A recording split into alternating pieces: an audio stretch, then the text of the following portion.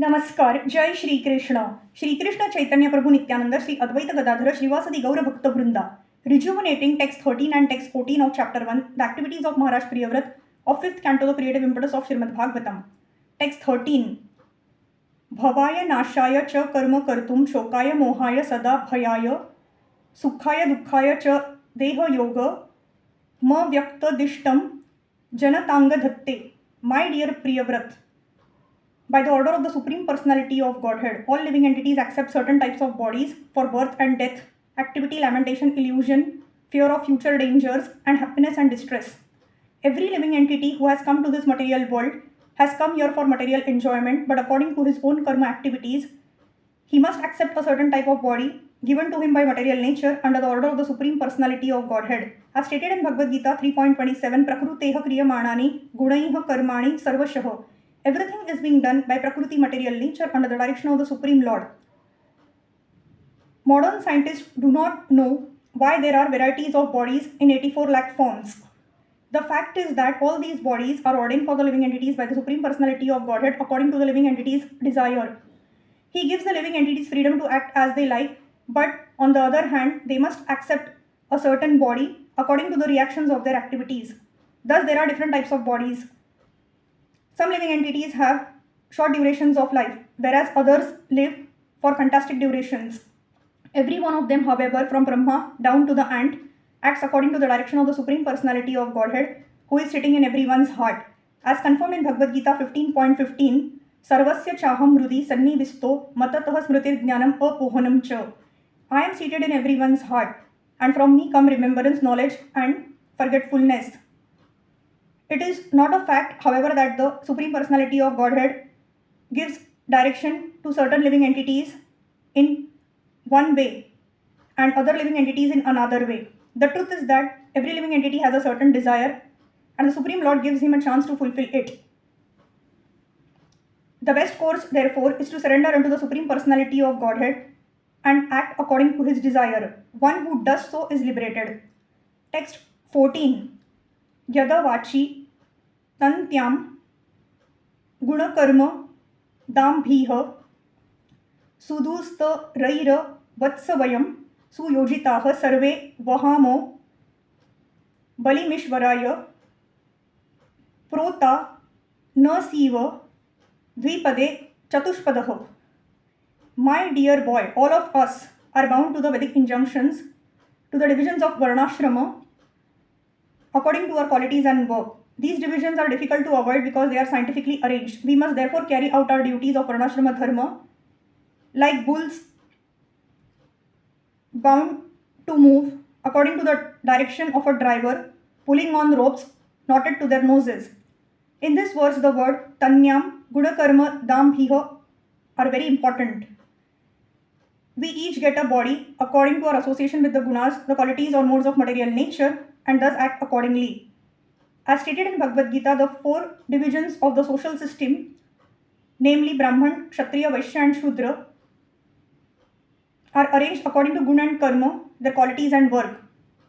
There is some controversy about this, however, because some say that since one receives a body according to the Guna and Karma of his past life, it is one's birth that determines his social status. Others say, however, that one's birth according to the guna and karma of his past life is not an essential consideration, since one can change his guna and karma even in this life.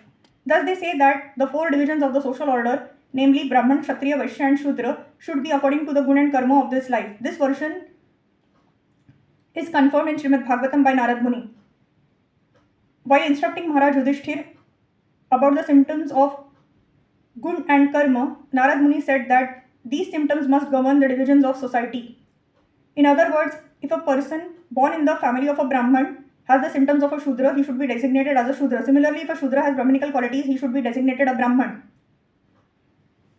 The Varnashrama system is scientific. Therefore, if we accept the divisions of Varna and Ashram according to the Vedic instructions, our lives will be successful. Unless human society is thus divided and arranged, it cannot be perfect. As stated in the Vishnu Puran 3.8.9, वर्णाश्रमा चारवता पुरुषेन परह पुमान Vishnu आराध्यते Pantha नान्यत Tatatosha Karanam. The Supreme Personality of Godhead, Lord Vishnu, is worshipped by the proper execution of prescribed duties in the system of Varna and Ashram. There is no other way to satisfy the Supreme Personality of Godhead. One must be situated in the institution of the four Varnas and Ashramas. All of human society is meant to worship Lord Vishnu. At the present moment, however, human society does not know that this is the ultimate goal or perfection of life. Therefore, instead of worshipping Lord Vishnu, people have been educated to worship matter. According to the direction of modern society, men think they can advance in civilization by manipulating matter to build big skyscrapers, big roads, automobiles, and so on. Such a civilization must certainly be considered materialistic because its people do not know the goal of life. The goal of life is to reach Vishnu, but instead of reaching Vishnu, people are bewildered by the external manifestation of the material energy. Therefore, progress in material advancement is blind, and the leaders of such material advancement are also blind. They are leading their followers in the wrong way. It is best, therefore, to accept the injunctions of the Vedas, which is mentioned in this verse as Yadavachi.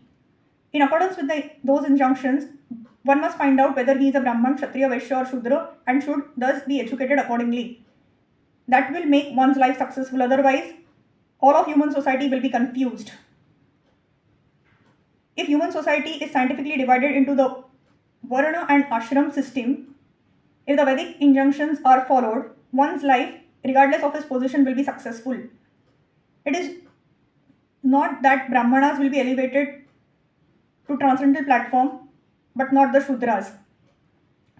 If the Vedic injunctions are followed, all of them, Brahman, Kshatriyas, Vaishyas, and Shudras, will be elevated to the transcendental position and their lives will be successful. The injunctions in the Vedas are explicit directions from the Supreme Personality of Godhead. The example cited in this verse is that bull tied by ropes in their nostrils move according to the direction of a driver. Similarly, if we move according to the directions of the Shastras, Vedas, the perfect paths for our lives will be set. Otherwise, if we do not move in that way, but act according to our whimsical ideas, our life will be spoiled by confusion and will end in despair. Actually, because people at the present moment, however, are not following the instructions of the Vedas, they are all confused. We must therefore accept this instruction by Lord Brahma to Priyavrat as the factual scientific direction leading to the success of life. This is also confirmed in Bhagavad Gita 16.23. Yaha Shastra Vidhim Utsrujya Vartate Kama Karatah Na Sa Siddhim Avapnoti Na Sukham Na Param Gatim.